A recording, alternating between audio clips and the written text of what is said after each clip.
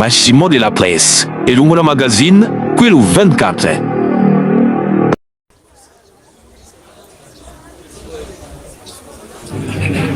Lorsque vous avez été identifié, vous avez dit que vous êtes médecin. Bien sûr. Médecin interne, c'est cela? Bien sûr.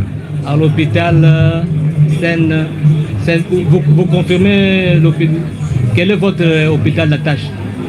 Hôpital général de référence de Kinkole. Hôpital général de référence de Kinkole. Bien sûr. Est-ce que êtes-vous des services en date du 23 mars 2026? J'affirme. Reconnaissez-vous avoir reçu la patiente Dorcas? Exactement.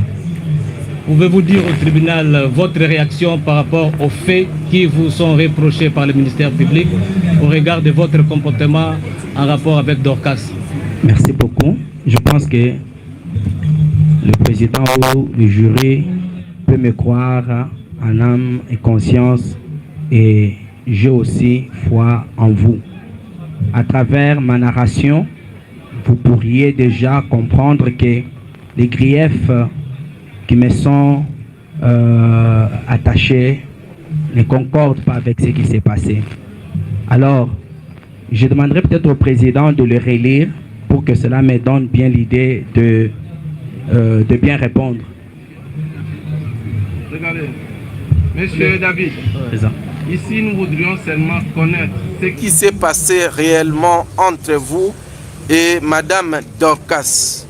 Parce que le ministère public a dit, le ministère public dans le résumé des faits, a dit qu'il vous poursuivait pour torture sur Madame Dorcas Mouya.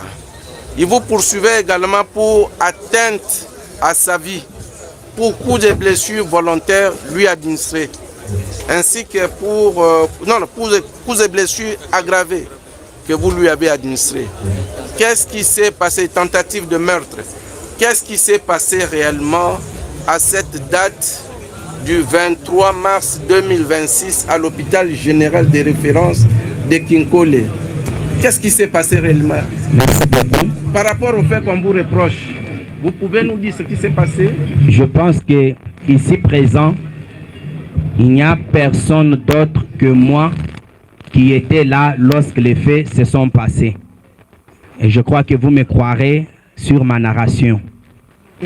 Étant médecin programmé de garde en date du 23 allant jusqu'au 24, après avoir pris le service en main en échange avec l'équipe qui devait partir, j'ai trouvé la parturiente dénommée Dorcas Mouya sur le lit de travail dans la salle de travail. Et j'ai reçu de l'infirmière ou bien de la sage-femme qui l'a surveillée les récits suivants. Voici cette dame qui est venue pour s'accoucher, qui est en travail, mais qui est non collaborante parce que tout ce qu'on lui donne comme consigne à suivre, elle fait le contraire. Et vous savez les conséquences qui en découlent. Sur ce, je me suis permis de prodiguer conseil à notre parturiente. Et la parturiente m'a rassuré qu'elle a écouté ce que je lui ai prodigué comme conseil. Alors, je me suis déplacé parce que le travail, l'accouchement revient à la sage-femme. Et moi, je peux intervenir qu'en cas d'appel. Après que l'accouchement a eu lieu, la sage-femme a constaté qu'il y avait des dégâts dus à la non-collaboration de l'accouché. Et quand elle a essayé d'intervenir, premièrement en administrant l'oxytocin, qui est l'hormone nécessaire après l'accouchement, contribuant à l'arrêt de l'hémorragie naturelle. je vais d'abord dire une hémorragie physiologique. La dame n'avait pas accepté. Et ça, c'était déjà une erreur grave de la part de la dame parce que cela pouvait conduire à des dégâts. Après avoir évalué la dame après l'expulsion du bébé, la dame n'a pas voulu que les mains soient introduites dans ses parties intimes comme de coutume pour terminer les soins. Et après avoir objectivé une déchirure des parties molles de notre accouché, la mesure à prendre est la suture ou la réparation. Devant cette nécessité-là, notre accouché a refusé que réparation soit faite. Après que la sage-femme ait échoué cette discussion avec notre accouché, elle a fait appel au premier médecin de garde, qui, selon ses dires, n'a pas réussi à convaincre notre accouché des soins post-partum. Et ce dernier médecin fera appel à un deuxième médecin commis à la garde. Celui-ci a essayé, je ne sais pas comment, persuader, supplier, expliquer le bien fondé de l'intervention qui doit venir après l'expulsion du bébé. Et après avoir tenté de faire quelque chose, le refus catégorique de notre accouché a été constaté. Sur ce, le confrère a pris l'initiative de faire appel à l'équipe de la couverture sanitaire universelle, ou ceci en sigle, pour le transfert de la dame. Et quand moi je reviendrai, le confrère me dira que je préfère qu'on transfère cette dame parce qu'elle ne collabore pas alors que sa vie est en danger. Et le confrère a appelé la grand-mère de notre accouché pour corriger ce que le ministère public avait dit. La couchée ne s'était pas accompagnée de sa mère, mais plutôt de sa grand-mère. Et le confrère lui a expliqué le fait pour dire: nous allons transférer votre petite fille à cause de son refus de collaborer ou de nous permettre de l'aider alors qu'elle court le danger. Alors, le confrère profitera pour dire: docteur, toi tu l'avais convaincu un peu avant, est-ce que tu ne peux pas tenter? C'est là que je dirais, premièrement, je ne souhaite pas qu'on la transfère parce que nous sommes un hôpital général de référence. C'est à nous de recevoir le transfert, et si ça nous dépasse, nous pouvons référer à un hôpital secondaire ou tertiaire ou primaire. Mais laissez-moi d'abord tenter. J'entrerai dans la salle où l'accouchement a eu lieu et je trouverai la dame ou l'accouché sur les lits. Bien sûr, après l'accouchement, il y a un saignement normal d'environ 500 millilitres, c'est permis. C'est quand on va déjà au-delà que ça devient un problème. Alors, l'accouché me dira: docteur, toi tu peux venir me traiter, mais qu'aucun de tes collègues ne me touche. Qu'aucun de ce stagiaire ou infirmier ou sage-femme ne s'approche de moi. J'ai dit: ok, il n'y a pas de problème, je commence avec toi. Je crois qu'on peut finir avec toi. Alors, quel est le problème? Ils m'ont exposé le problème. Là où l'accouché ne veut pas qu'on puisse l'aider pour suivre les soins qui avaient déjà commencé. Sur ce, je lui expliquerai le bien fondé de la poursuite de ces soins et le danger pourri en cas de refus. La dame me dira: toi, tu peux le faire. Je suis médecin. Les autres plaident avec leurs documents. Moi, mes documents ou mes outils, à part la science que je détiens, ce sont les instruments. Devant une femme qui a accouché, qui a connu la déchirure de ce parti molle. La science nous dit ceci. Si on ne procède pas à la suture de ces déchirures-là, l'hémorragie ne tarira jamais, quelles que soient les autres méthodes que l'on peut utiliser. Même si cette hémorragie-là est normale. S'il vous plaît, docteur, ce n'est pas pour vous interrompre, hein? Merci. Mais c'est pour avoir quelques précisions. Lorsque vous avez appris que Madame Dorcas refusait de collaborer avec le staff médical et que vous avez pris les choses en main, qu'est-ce qui s'est passé? Vous êtes allé prier avec elle? Est-ce que vous l'avez appelée quelque part ou vous êtes allé vers elle, vous lui avez parlé tendrement? Ce qui s'est passé réellement, c'est quoi? Est-ce que vous reconnaissez en des termes clairs lui avoir administré des petits coups, des petits... Non, je ne suis pas encore là. Non, mais nous, ici, on risque de vous laisser. Nous avons besoin des éléments. Pour que j'arrive au grief, je dois narrer les choses telles qu'elles se sont déroulées. Vous reviendrez après, même dans votre plaidoirie. S'il vous plaît, maître, laissez le tribunal. Qu'est-ce qui s'est passé lorsque vous avez appris que Madame Dorcas refusait de collaborer avec le staff médical? Les relations avec elle étaient cordiales. Vous avez donné un petit coup. Vous avez donné des paroles, des paroles gentilles. Ça s'est passé comment? Merci, s'il vous plaît. Maître, vous l'assistez. Attendez. Merci.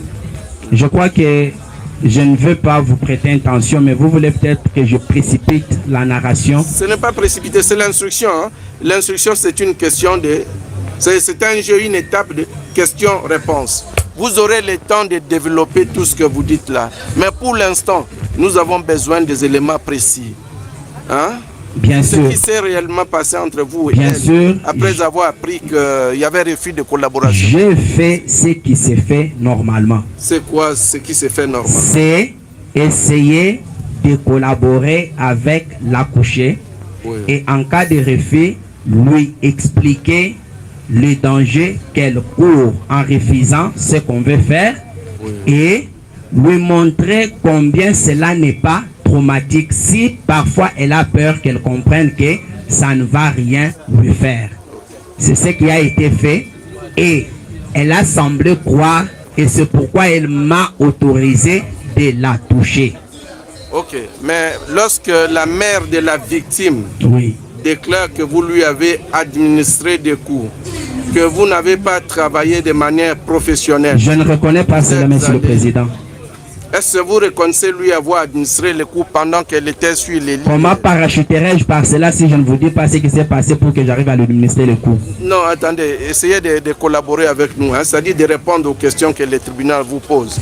Est-ce que vous reconnaissez lui avoir donné, même une fois, même deux fois, ou ne lui avoir pas donné de coups? Comment ça s'est passé cette collaboration entre vous et Madame Dorcas? Si vous me donnez quelques minutes, je vais répondre à votre question sans problème. Vous avez la parole. Mais répondez aux questions comme vous... Non, ne vous laissez pas intimider. Non, non. Vous parlez avec les tribunaux. Je sais que vous êtes un homme scientifique, vous comprenez. Oui. Mais il y a une clameur publique. Il y a les gens qui ne savent pas ce qui se passe. Il faut les ignorer. Qu'est-ce qui s'est passé? Il faut ignorer ce qui s'est passé. Voilà ce qui s'est passé. Oui. J'ai expliqué à la dame les biens fondés et les dangers courus au cas du refus de l'assistance que nous devons lui apporter gratuitement en âme et conscience parce que nous pratiquons la couverture sanitaire universelle. Les soins maternels sont gratuits. Oui. Et alors, comment, après lui avoir expliqué qu'est-ce qui s'est passé, elle m'a permis de travailler. Okay. Et en cas de déchirure, nous avons ce que nous appelons un écartère de doyen. Oui. C'est un écartère très nécessaire qui nous permet de visualiser l'origine de l'hémorragie. Sans cet écartère-là, vous travaillez aveuglement. Je lui ai expliqué que tu vois ça, ça va me permettre de visualiser d'où vient l'hémorragie. La dame me dira, je lui ai dit, un gros bébé vient de franchir cette voie. Libende, c'est un petit rien, bien limé, c'est pas tranchant, comme le ministère l'a dit. c'est ce qui a été conçu par les scientifiques pour nous permettre de bien faire ce travail-là. Elle a refusé. J'ai dit, ok, pas de quoi. Est-ce que tu peux permettre qu'à la place de l'écarteur, j'utilise mes 2 doigts, bien que cela ne me permettra pas, mais pour ne pas te faire mal, la dame dira oui. Or, ça, c'est un danger que moi, j'ai couru. Parce que là, à l'intérieur, quand vous suturez, vous risquez de vous piquer vous-même. Je le fais. Alors, le col utérin, d'où venait l'hémorragie, étant un organe interne, je ne peux pas aller le suturer si je ne le rapproche pas à la portée de ma vie. Je lui ai demandé, je vais utiliser cette pince en cœur pour approcher le col utérin afin de voir d'où vient l'hémorragie et de bien l'arrêter. Docteur, pas ça. Je dis non, madame, tu m'as dit que je peux t'aider et tu m'as permis de faire ce que je fais. Laisse-moi continuer. Et moi, je travaille avec les matériels qui sont stériles. Mes mains sont gantées de gants stériles. Il n'est pas permis à une tierce personne de les toucher ou de s'approcher brutalement de moi. À ma grande surprise, après avoir collaboré bien avec notre accouchée, pendant que j'amène les mains, elle prend ses mains sales par rapport aux miennes qui sont propres et pures et les repousse. Et quand j'approche avec la pince, elle saisit avec ses mains souillées de sang et repousse ma pince. Je dis, madame, tu ne comprends pas les dangers que tu cours. L'infection peut en suivre. Et je ne suis pas devant une petite déchirure. Je suis devant une déchirure qui sent ce que je vais faire. Rien ne peut arrêter l'hémorragie et le danger que tu vas mourir. Mais toi, tu ne le comprends pas.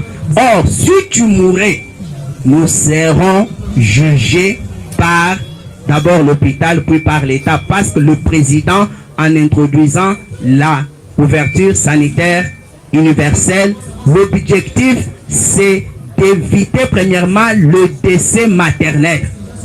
C'est ce qui est grave. Alors, là, je suis déjà dans les détails. D'abord, la dame a posé des actes qui ne sont pas permis d'être posés. J'ai dit, d'accord, mais est-ce que tu peux me permettre d'être assisté par l'équipe stagiaire qui est ici? Il dit, non. Mais je ne peux pas travailler seul sans l'assistance. Et j'étais devant un dilemme et j'ai pu expliquer de toutes les manières, mais on dirait que la personne ne comprenait pas les bien fondés de mon intervention. Okay. Et en posant des gestes agressifs vis-à-vis de moi, j'appelle ça agressif. Je lui ai dit, je ne sais pas quoi faire devant ça, mais je comprends pourquoi les autres t'ont abandonné. Je fais appel à sa grand-mère qui est venue, qui a parlé. C'est le comportement avec cette fille, elle parle sans cesse. Elle réplique à n'importe qui, à n'importe quoi, au lieu de s'intéresser à moi, le médecin. Au point même de fermer la bouche à sa grand-mère, de Kolongolaye. Les autres parturiantes qui étaient là ont intervenu en disant, depuis 16 heures tu es là. Yo mokonde ozamwasi akobota biso pe toye pona tobota. Ndenge nini yo a privatisé donc yo moko simbi ba médecin biso bakotala biso quand. Et là j'ai à peu près 6 femmes en travail aussi avec 2 lits. Bon. Et une à la porte en train de pleurer. Malgré l'intervention, notre service de sécurité de l'hôpital, les JR. Et c'est une dame. Des fois, quand on a des difficultés comme ça, on fait appel pour qu'elle vienne quand même intervenir. Peut-être qu'on peut comprendre. C'était une militaire en tennis, ça peut aller. Malheureusement, il était allé intervenir de l'autre côté. Vous comprenez combien je continue avec... S'il vous plaît, monsieur David. Vu son refus de collaborer, après avoir tout tenté, qu'est-ce qui s'est passé réellement? Moi, connaissant le danger qu'elle courait, et que moi aussi je courais, si je lui laissais tomber dans ces dangers-là, j'ai dit je dois utiliser une autre méthode, c'est grimacer ou contraindre cette accouchée pour atteindre les objectifs qui lui sont vitaux. Exactement. Vous l'avez grimacé de quelle manière? Ça a commencé par des intimidations, sans suite.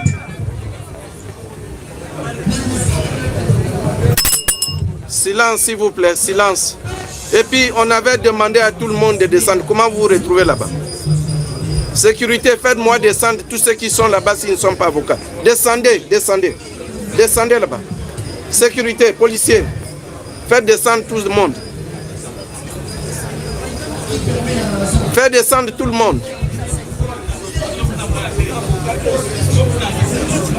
Faites descendre tout le monde.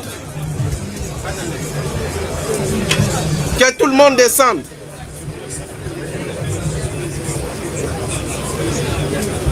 Oui.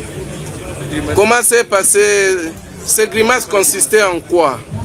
Me repousser avec ses mains, tenir mes bras et les écarter. Non, même quand vous avez finalement décidé de... Non, d'abord son agressivité, je ne sais pas si vous pouvez retenir ça. Vous avez parlé de... Et essayer de cacher sa partie intime avec sa main pour m'empêcher d'intervenir. Ok. Voyez ce qui peut me pousser. Ce qui peut me pousser. Allez-y, docteur. Voyez ce qui peut me pousser d'aider par contrainte cette ignorante en vue de la sauver. Parce que moi je connais la valeur de sa vie. En médecine, il est dit ceci: une femme ne peut pas mourir en voulant donner la vie. Elle avait déjà donné la vie, c'était bon. Mais pourquoi elle risquerait la mort par son ignorance? C'est comme je dirais ceci: vous avez un enfant qui joue sur une autoroute, et si vous l'aimez, vous allez lui dire: Junior, quitte sur l'autoroute. Non. Si vous dites Junior ne comprend pas, si vous l'aimez, que c'est votre enfant, vous irez le tirer de force. S'il refuse, vous le chicoterez pour lui dire que le danger que tu cours est grave, mais tu l'ignores. Voilà, c'est donc ce que vous avez fait. C'est ce que... Oui. Attendez. Maître, s'il vous plaît. Répondez aux questions du tribunal. S'il vous plaît. Ça, c'est un exemple. Répondez aux questions du tribunal. Ça, c'est un exemple. Maître, vous l'assistez, vous l'assistez. Ça, c'est un exemple, mais revenons dans le fait saillant. Ça, ce n'est... ce n'est qu'un exemple. Attendez, monsieur David, il y a le ministère public qui voudrait ajouter une petite réponse, question. Oui, allez-y, monsieur le procureur. Monsieur le Président, nous demandons d'abord au greffier d'acter correctement les déclarations du prévenu. Un exemple et l'exemple qu'il vient de donner. Et en outre, j'en profite, monsieur le Président. Nous constatons que le prévenu évite de répondre à la question. L'évidence c'est qu'il n'y avait pas de collaboration. Et il vient de soulever cela. Et quelle a été sa réaction? Et en tant que médecin, où est-ce qu'il a mis le principe du libre choix de patient? Merci, monsieur le procureur, pour la question. Est-ce que je peux... Non, maître, attendez que le truc... Est-ce que je peux continuer parce que je suis presque à la fin? Attendez que c'est le tribunal qui vous pose des questions. Répondez d'abord aux questions. Est-ce que je peux continuer? Suffisamment de temps pour intervenir. Allez-y. Oui, vous répondez aux questions du tribunal. Merci. Vous venez de dire tantôt qu'il y a eu grimaces et intimidation. Dites clairement au tribunal en quoi ont consisté vos grimaces et vos intimidations. C'était d'abord en parole et cela n'a pas suffi pour convaincre. C'était quel genre de parole? Madame, tu cours un grand danger mais que toi tu ignores. Parce que tu n'es pas venu donner la vie pour répartir cadavre. C'est ce que vous considérez comme grimace? Non, non, mais je suis en train d'enchaîner. Je commence par les petites. Dites au tribunal. Bien sûr, j'ai dit intimidation et grimace. Voilà. Je commence par intimidation. C'est en parole. Attendez, dites clairement au tribunal en quoi ont consisté vos grimaces et vos intimidations. C'est venu de vous-même. Bien sûr. Mais c'est ce que je dis. C'est d'abord lui dire en parole que tu cours le grand risque qui est le décès maternel si tu ne me laisses pas continuer à te donner les soins qui te sont nécessaires. Et devant cet état de nécessité, devant cette urgence des urgences, une femme qui saigne en postpartum pour une déchirure toute simple qu'on peut réparer en quelques minutes, mais qui refuse. Mais si je dis, bon, viens, signe ici. Vos grimaces et intimidations ont-elles produit des effets? Oui, bien sûr. Et les effets sont que, à la fin de cela, la dame est remontée sur la table et elle m'a laissé travailler cette fois-ci en collaborant jusqu'à la fin. Ce qui était un grand étonnement de ma part. J'ai dit, mais c'est parce que tu ne voulais pas écouter dès le début. Vous êtes sûr que vous avez collaboré jusqu'à la fin? Jusqu'à la fin, je vous assure, j'ai terminé, je l'ai lavé, je lui ai fait les soins vulvaires qu'elle refusait au début. Et j'étais étonné, sans donner aucun médicament. Et tout était fini, elle n'avait pas de pampers. J'ai même demandé qu'on amène un habit pour donc, quand même... Pour vous, vous n'avez porté aucun coup à la dame? Si, je le fais. Oui. Je l'ai fait. À l'aide de quoi? À l'aide de mes mains et les pinces s'esquivaient mais pas donner parce que je sais que les pinces c'est pas un instrument avec lequel on peut taper. Si vous visualisez ce qui se passe, je suis en train de grimacer mais pas taper si vous êtes vraiment très éveillé. Vous avez donné des coups. Saviez-vous que ces coups pouvaient porter des douleurs ou des traumatismes? Ça ne le pouvait pas parce que je sais avec quelle qu'est-ce que je dirais, intensité. Je sais quand je vais faire mal, quelle intensité utiliser, et quand je vais faire peur, quelle intensité utiliser. C'est que je voulais faire. Attendez, vous avez donné des coups, mais avec l'intention, c'était avec quelle intention, avec ces coups que vous avez donné? De persuader la parturiente à accepter ma proposition afin de sauver sa vie. Je n'avais pas d'autre choix après avoir épuisé tous les autres moyens devant une femme qui est congolaise. Devant une femme qui est... Tantôt, quand vous mettez votre main, quand vous voulez introduire les doigts, etc., elle l'avait repoussé. Et que vos mains étaient pires, elles ne devaient pas être touchées. Alors comment avez-vous réagi? Comment avez-vous repoussé ces mains-là? Comment? Avec quelle intensité avez-vous repoussé ces mains? Lorsqu'elle voulait vous souiller. Mais qu'est-ce que moi je fais? Moi je vais sursauter, je vais écarter mes mains.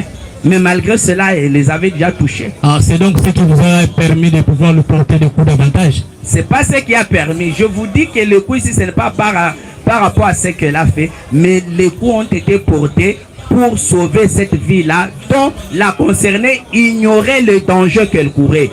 Je ne sais pas... Ne reconnaissez-vous pas que votre comportement a davantage traumatisé la victime? Je ne pense pas. Si ça l'aurait traumatisé, elle ne se serait pas en sortie indemne après qu'elle m'ait permis de travailler. Et je suis resté avec elle jusqu'au matin. Et le matin, je me suis vu avec elle, je lui ai dit, tu vois ce que tu courais si on n'avait pas intervenu. Là, dit docteur, pardon. Reconnaissez-vous que ces faits ont été filmés? Voilà, c'était filmé.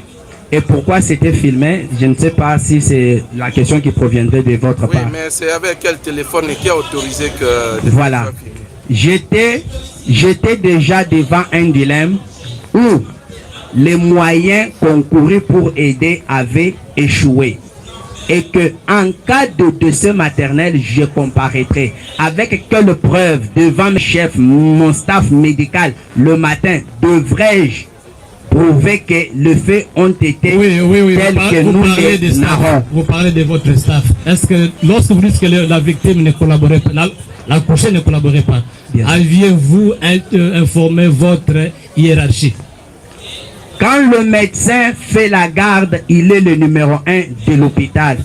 Et à ce moment-là, je ne peux pas appeler le médecin directeur ou le chef de staff chez lui à la maison en repos pour lui dire il y a une collaborante qui refuse ici, qu'est-ce que tu veux? Il va dire mais docteur, c'est toi qui es là. Qu'est-ce que lui fera en ce moment-là? C'est à moi de trouver moyen, méthode pour aboutir à une bonne fin qui est celle de sauver la vie. Retenez que malgré tout ce que vous avez vu se dérouler, la dame est sortie vivante.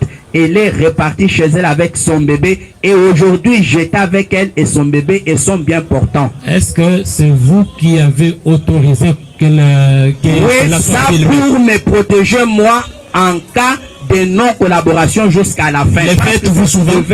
Arriver. Les faites-vous souvent? Non. Ça c'est la première fois? Bien sûr, c'est un cas spécial. qu'est-ce qui vous a motivé réellement de pouvoir ordonner que la scène soit filmée? Pour me défendre devant ma hiérarchie, parce que de tels faits sont punis, pas seulement au niveau de l'hôpital, même au niveau Et de la présidence. qui a filmé? J'ai seulement dit dans la salle où nous étions, filmer pour que... Qui était dans la salle? Est-ce que je peux terminer? Non, vous allez terminer après. S'il vous plaît, maître. Répondez d'abord à la question. Qui était dans la salle? Parce que vous dites que vous n'étiez pas seul. Bien sûr. Oui. Il y avait une sage-femme. Maître, vous allez compléter. Attendez qu'il termine la question finale. Il y avait une sage-femme.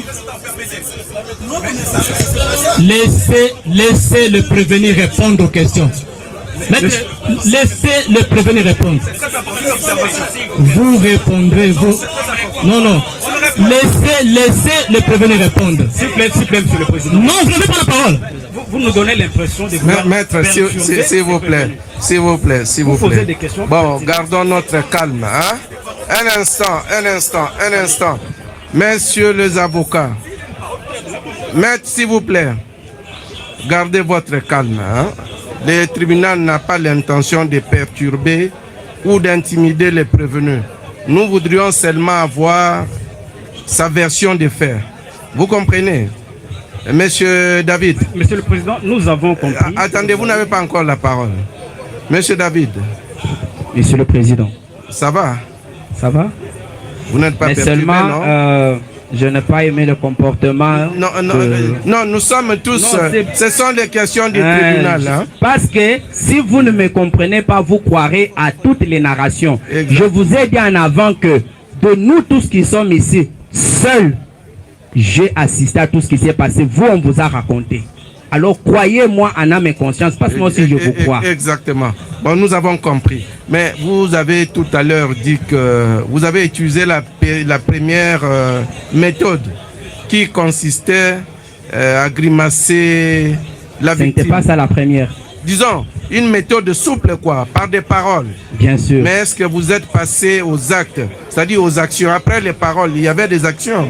Bien sûr, il y a eu des actions pour contraindre le travail qui devait être fait. Parce que sans cela... Que le conseil recule un tout petit peu, hein, pour permettre également aux prévenus, même d'un mètre, s'il vous plaît. Parce que vous risquez même d'étouffer Monsieur David. Monsieur David. Monsieur le Président. Après les paroles, vous êtes passé aux actions ou aux actes? Monsieur le Président. Oui. Vous avez devant vous un prévenu parce que quelque chose s'est passé, mais un sauveur de vie. Quand je regarde tout le monde qui est ici, je vois la plupart de mes patients. Je vois des femmes que j'ai déjà aidées ici. Je vois leur visage. Et qui peuvent être frustrées quand ils me voient devant ici pour le service que je rends à la nation depuis 8 ans. D'accord. Mais après les paroles d'intimidation, vous êtes passé après aux les actes? paroles, je vous assure que je suis passé aux actes parce que j'étais devant un état de nécessité, Okay. mais que mon accouché ne comprenait pas.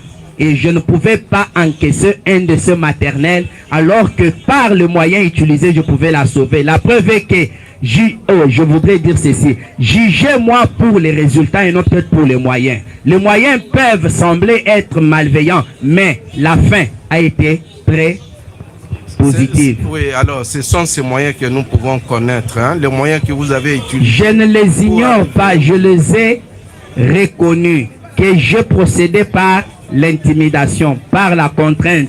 Sans résultat, je suis allé jusqu'à la contrainte physique, je reconnais. C'est pour cela que quand j'ai reçu le message qui me disait que il y a une vidéo qui circule, on vous voit en train de tabasser une femme, j'ai dit, ah, cette affaire est arrivée jusqu'à ce niveau-là. Et moi seul, connaissant les dangers, je me suis rendu seul devant mon chef direct qui était le CD en ville. Seul, personne ne savait. J'ai dit, ce qui circule là, ça va avoir des retombées sur moi. Quand je me suis rendu seul chez le CD pour lui expliquer le fait tel que ça s'est passé, parce que ce que vous voyez circuler là, la stagiaire qui a filmé, je ne la connais pas parce que je ne regardais pas derrière, mais bien sûr devant. Au lieu de me remettre ma vidéo pour aller donner le preuve au cas où il y aurait eu un danger à ma hiérarchie, elle a disparu dans la nature. Et après, je constaterai qu'il y a une petite partie d'une intégralité de la vidéo qui a été coupée, qui a été triquée de manière à me faire porter la responsabilité que je voulais faire du mal à mon accouché. Et j'ai intimé l'ordre qu'on filme pour gagner quoi? Moi, je suis médecin. Oui, docteur, s'il vous plaît. Pour gagner quoi? Vous étiez combien dans la salle? Je vous ai dit que nous étions nombreux et j'étais le numéro 1 étant le seul médecin. Oui. Assisté par une sage-femme et une pléthore de stagiaires qui viennent pour apprendre. Et je ne sais pas si j'ai répondu à votre question. Ok. Bon, en dehors de vous, comme médecin-chef, c'est-à-dire comme staff responsable, les autres personnes, est-ce qu'on peut connaître les noms des autres personnes? Elles ont été déjà interpellées depuis hier, arrêtées bien sûr à l'hôpital le matin par l'inspecteur national lui-même, interpellées, entendues sur PV, à l'ISES, à la DPS et à la police judiciaire, où nous avons ensemble avec eux passé une nuit comme détenus. Et le matin ici, certains ont été libérés, je ne sais pas pourquoi, parce que moi je suis venu même intervenir en 3e position. Mais ceux qui ont commencé, qui ont échoué et qui voulaient se débarrasser de la chose ont été même libérés. Mais moi qui ai tenté et qui a réussi, malgré les moyens utilisés, à sauver cette dame-là, je me suis vu détenu depuis hier jusqu'à aujourd'hui, avec le même habit, sans manger, sans même voir ma femme. Est-ce qu'on peut connaître leur nom? On peut connaître. Si vous avez le PV ou les dossiers qui vous ont été transmis, leurs noms sont là. Non, mais vous ne pouvez pas les ignorer. Vous étiez. Je ne saurais pas citer tout le monde parce que je ne me sens plus bien maintenant. Oui, quelques-uns que vous connaissez ou que vous reconnaissez. Je peux facilement citer les noms de mes confrères médecins, mais qui ont été déjà entendus et c'est déjà parti. Non, ceux qui étaient avec vous dans la salle. Non, là je connais qu'une sage-femme, les stagiaires, je n'ai pas le temps de connaître leurs noms. Oui, mais la dame, la sage-femme s'appelait comment? Je crois que c'est Maman Timbo. Je crois Timbo. Maman Timbo et qui d'autre? Non, pour l'équipe 1 de sage-femme, il n'y a que elle qui était revenue. Les autres s'étaient retirés parce que la dame elle-même a dit qu'aucun d'eux ne me touche et ne m'approche. Alors vous sortez, moi je vais tenter de travailler avec elle. C'est pourquoi je me suis retrouvé seul, assisté par une seule sage-femme. Vous avez une question? Et j'aimerais vous dire ceci. Monsieur le Président, oui, allez-y. J'aimerais vous dire ceci. Monsieur David, allez-y. Poursuivez votre instruction jusqu'à la fin, mais louez-moi pour avoir osé quand même de sauver la vie là où les autres s'étaient rétractés. Nous avons compris. Est-ce que vos conseils ont quelque chose à dire? Vous voulez compléter? Bon, essayez de vous organiser pour prendre la parole en toute discipline et sur des faits précis. Ne revenez pas sur ce qui a été dit. Vous pouvez peut-être revenir pour oui. Allez-y. Au vu de l'instruction, nous voulons la comparution de la dame sage-femme parce que notre client a dit tantôt, il a utilisé ses moyens pour persuader la dame pour l'intérêt supérieur de sa vie et la vie du bébé. Nous estimons que cette sage-femme qui était dans la salle d'accouchement pouvait comparaître et d'autres médecins qui ont eu à tenter, les infirmiers qui ont eu à tenter à aider la femme, mais ils n'ont pas pu, et aussi pouvaient comparaître pour éclairer la religion de votre tribunal. Nous avons dit. Merci. Donc vous sollicitez la comparution de la sage-femme et des médecins qui sont rentrés parce qu'ils avaient échoué pour convaincre la dame de collaborer avec. C'est bien noté. Je crois que le greffier a acté. Allez-y, Monsieur le Président, nous avons suivi les réponses qui ont été magistralement données par les docteurs. Et il y a quand même des questions qui nous taraudent l'esprit. Les deux petites questions, nous les adressons au ministère public. Puisque, jusqu'à preuve du contraire, il nous semble que le ministère public n'a même pas pris le soin d'entendre la prétendue victime. Alors, On va jeter un coup d'œil. Le procès verbal est ici. Il est dans les dossiers. Effectivement.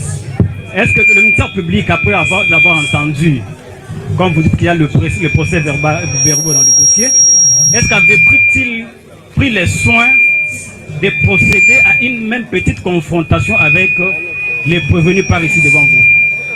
Ça, c'est la première question. La deuxième. Reculez un tout petit peu. Veuillez reculer.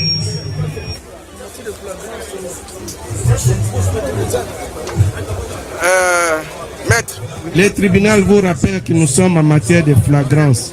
Même le ministère public a procédé à une audition sommaire. C'est ici, ensemble avec vous, que nous allons rassembler les éléments de preuve, entendre les prévenus, essayer d'étoffer, d'approfondir l'instruction. Évidemment, évidemment. Alors, puisque tous nous sommes en train de découvrir les faits, mais nous sommes quand même curieux de savoir que le ministère public dit déjà qu'il y avait tentative de meurtre. Alors, la question que je lui pose en rapport avec cette tentative de meurtre, quels sont les faits qui ont commencé pour donner la mort et qui ont été arrêtés par un fait externe pour qu'ils disent qu'il y a effectivement tentative de meurtre? Donc, les faits externes, indépendants de la volonté du prévenu ici présent, qui aurait arrêté cette procédure-là de vouloir attenter à la vie de la partie prétendue victime. Et pour enchérir, Monsieur le Président, par rapport aux personnes qui doivent être entendues ici, nous sollicitons également la comparution de la grand-mère, puisqu'il nous semble que c'est elle qui a vécu personnellement les faits. Et donc, si votre tribunal, pour nous permettre de bien nous défendre, invitez la grand-mère, ce sera pour nous justice, nous avons dit. Merci, le tribunal a compris. S'il vous plaît, Monsieur le Président. S'il vous plaît, j'ai une seule question à poser au ministère public. Attendez, maître. Affaire posée, hein. Affaire posée. Oui, merci. Bon, dans tous les cas, la grand-mère a été entendue sur PV, mais sur votre demande, nous allons ordonner sa comparution personnelle. Et ensuite, la question que vous avez posée au ministère public, c'est de dire quelque chose sur la tentative de meurtre, sur l'élément. La circonstance indépendante qui a empêché. D'accord, nous avons compris, le ministère public vous a suivi. Nous pouvons ajouter une autre question au ministère public à faire poser. Monsieur le Président, est-ce que vous pourriez-vous demander au ministère public avec quel objet contondant qu'il a utilisé pour attenter à la vie de la victime, le médecin disposé? Est-ce qu'il peut montrer ces objets contondants que le médecin aurait utilisé pour administrer la mort à madame? D'accord, on a compris. Une troisième question. Une troisième question. En rapport avec l'infraction des tortures, est-ce que le ministère public peut démontrer devant la juridiction, devant les tribunaux décéants, quels sont les aveux que le médecin avait besoin d'obtenir de cette dame pour la torturer? Parce que la finalité de l'infraction de torture consiste à obtenir d'une personne un aveu, un renseignement sur une personne ou bien quelque chose. Donc, quels sont les éléments, plutôt, quels sont les renseignements ou l'aveu que le médecin tentait d'obtenir de cette dame? Monsieur le Président, nous pouvons ajouter la dernière question. S'il vous plaît, vous allez revenir. L'instruction continue, mais qu'on laisse d'abord au ministère public le temps de répondre. Non, je pense qu'il doit balayer toutes les questions. C'est la dernière. C'est la dernière. Attendez, c'est nous qui avons la police d'audience. Au ministère public de répondre d'abord aux trois premières questions. Honneur au La tribunal. tentative de meurtre, sur l'objet ou l'instrument que le médecin aurait utilisé pour... voilà. Et puis la dernière, c'est sur la finalité de cette torture-là. Quels sont les aveux? Monsieur l'organe de la loi. Monsieur l'organe de la loi, vous avez la parole. Merci, Monsieur le Président, pour la parole nous accorder. Monsieur le Président, nous allons vous demander d'auditionner, de visualiser les images. Et en visualisant ces images, Monsieur le Président, vous allez comprendre. Votre attention, s'il vous plaît. Le ministère public est en train de répondre aux questions que vous avez posées. Vous allez comprendre. Suivez le ministère public. Le comportement de ce prévenu, Monsieur le Président. À la question de savoir quels sont les éléments extérieurs qui ont empêché que cette tentative de meurtre n'ait pas eu lieu, Monsieur le Président, je tiens d'abord à faire observer pourquoi nous avons retenu la tentative de meurtre. Je fais poser une question qui n'a pas répondu. Le libre choix du patient, Monsieur le Président. Tout en sachant que la victime, que la patiente, refusait de collaborer. Au lieu de chercher des méthodes douces, Monsieur le Président, il s'est mis en bourreau, Monsieur le Président. Et pendant que sa patiente saignait, et je peux dire saignait à flot, Monsieur le Président, le prévenu a administré des coups.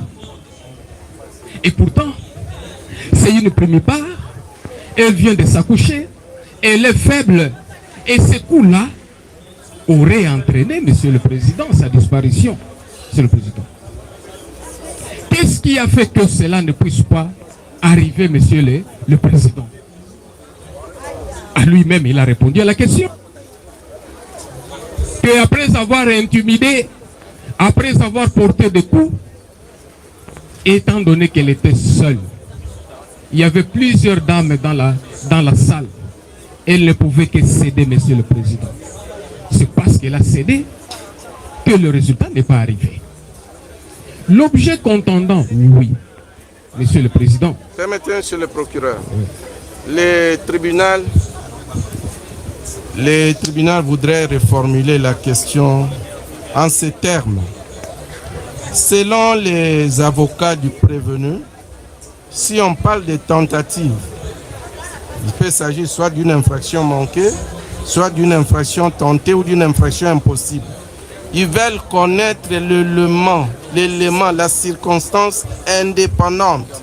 C'est-à-dire, qui a empêché que les prévenus ici présents puissent donner la mort à la victime Dorcas. Voilà, c'est peut-être en ces termes-là que...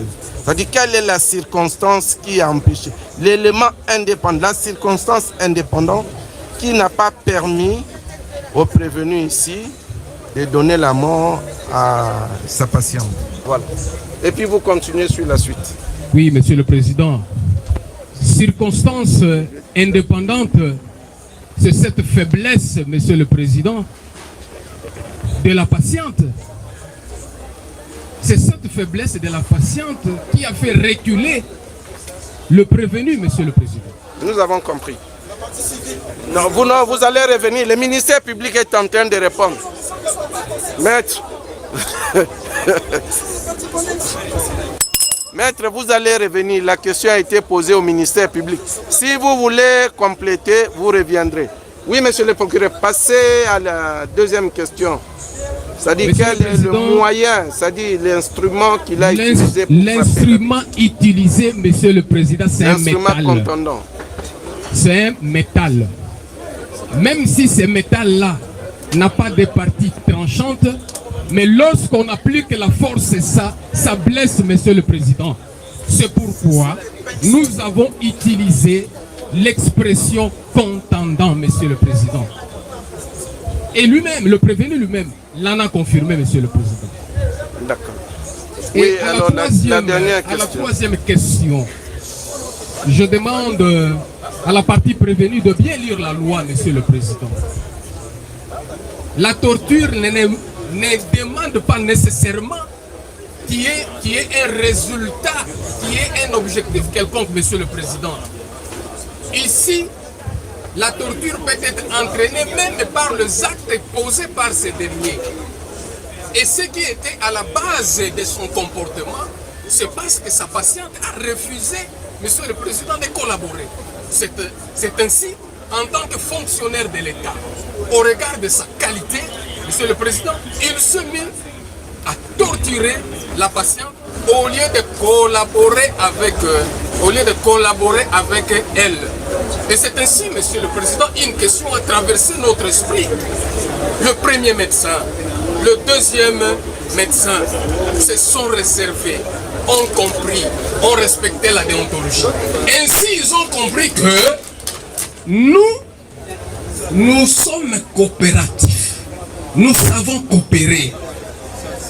Mais le médecin le plus rigoureux, celui qui s'est intimidé, celui qui s'est frappé, c'est le prévenu David. C'est pourquoi ces deux autres médecins-là, que nous demandons aussi qu'ils soient entendus, qui l'ont attendu venir pour lui faire rapport. Parce qu'ils savent ses méthodes. Ils savent comment est-ce que ces prévenus se comportent avec les patientes, Monsieur le Président. Parce que tous sont des médecins. Et c'était probable et possible que les deux premiers médecins puissent maîtriser la patiente et collaborer avec. Mais se sont réservés parce qu'ils savent que l'élément mordant, l'élément dangereux lorsqu'il y a résistance, c'est le prévenu. Et il a fait le cas. Nous avons dit, Monsieur le Président. Merci, Monsieur le procureur. Oui, le conseil de la partie du prévenu, oui. Votre réaction par rapport à la réponse du progrès? Maître, attendez votre tour, s'il vous plaît. Les questions ont été posées par la partie prévenue. Le ministère public a répondu. Ils doivent avoir un mot à dire quant à ces réponses. Attendez votre tour, vous allez réagir. Oui, s'il n'y a rien à dire, vous passez la parole à la partie. Oui, vous avez la parole. C'est le micro. Oui. Ah.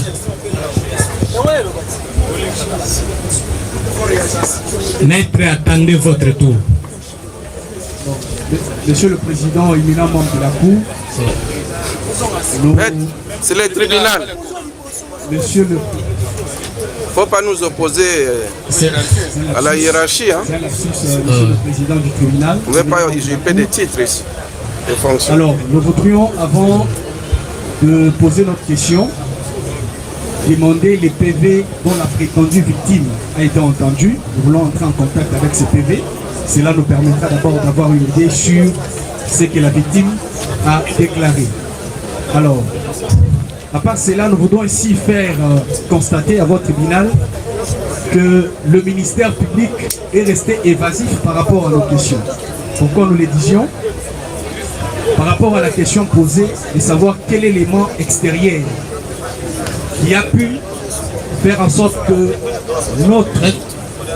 notre client qui est ici, le docteur David, puisse commettre l'infraction des tentatives de meurtre. Maître, on ne vous interrompt pas, vous allez tirer des conséquences. C'était la réponse du ministère public. Si elle n'est pas satisfaisante, vous allez tirer des conséquences. Oui, maître, la partie civile, oui. Parole à la partie victime. Parole à la partie victime. Vous réagirez après. On va revenir. Passez le micro à la partie civile. On va revenir. Maître, passez le micro à la partie civile. Le prévenu répondra après la partie civile. Maître, vous allez, l'instruction continue. Oui, maître. Merci beaucoup. C'est des questions à faire poser ou des observations? D'abord des réponses à donner par rapport aux questions posées. Allez-y. Après, des questions posées au ministère public.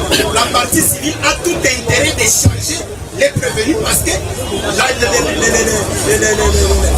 les réparations civiles reposent sur... Allez-y, faites poser les questions. Et n'obtiendra pas.